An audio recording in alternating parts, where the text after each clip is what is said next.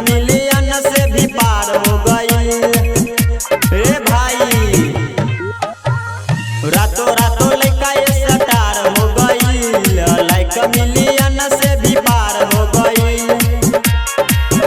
रहे झाड़ी में उतो जेने तेने,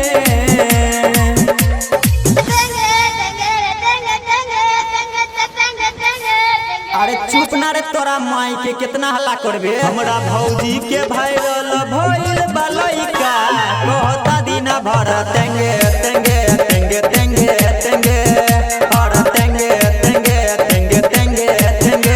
बाती माने न केहू के मोचल बहाला करेला दिन भर तेंगे तेंगे तेंगे तेंगे तेंगे करे तेंगे तेंगे।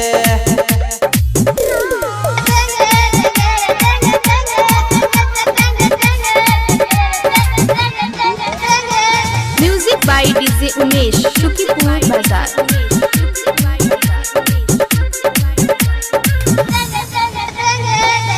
फैंसी फॉलोइंग बढ़ल जाता झटपट हो, धइले बाटे लोगबा एकरे वीडियो के लत हो, वीडियो के लत हो।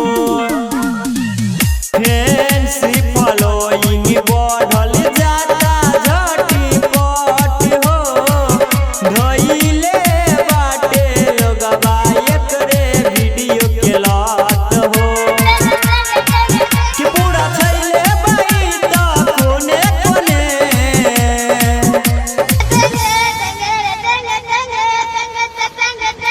अरे तोरा मौसी के भगवे किनारे कान फाड़ देबे का। तो हमरा भौजी के लइका भइल बा भाइरल कहता दिन भर टेंगे टेंगे टेंगे टेंगे टेंगे टेंगे टेंगे टेंगे टेंगे टेंगे। बाती माने न केहू के मोचल बहाला दिन भर करे टेंगे टेंगे करे टेंगे टेंगे टेंगे टेंगे करे टेंगे टेंगे।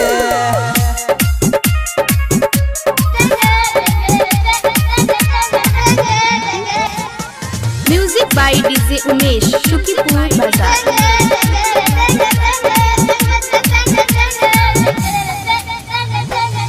राइटर नरेंद्र योगेंद्र सही बाटे बात हो, कोइले बा कमाल ये कर बड़े बड़े आँख हो, बड़े बड़े आँख हो।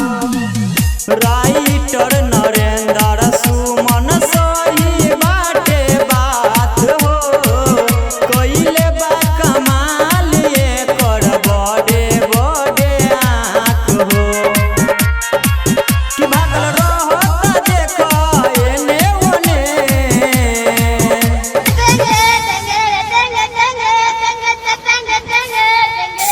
अरे धर रे धर एकरा मौसी के पकड़ पकड़ पकड़। तो देखो भौजी के लइका भइल बा